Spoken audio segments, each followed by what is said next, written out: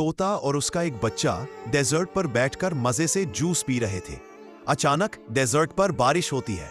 फिर तोते बारिश से बचने के लिए घर बनाने का सोचते हैं और एक ट्रॉली पर कहीं दूर से बड़े बड़े पत्ते लेकर आते हैं और उन पत्तों से एक झोपड़ी बनाने लगते हैं और कुछ ही देर में झोपड़ी बनकर तैयार होता है।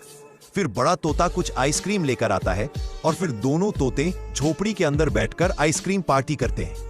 तोते के लिए लाइक सब्सक्राइब कर आइसक्रीम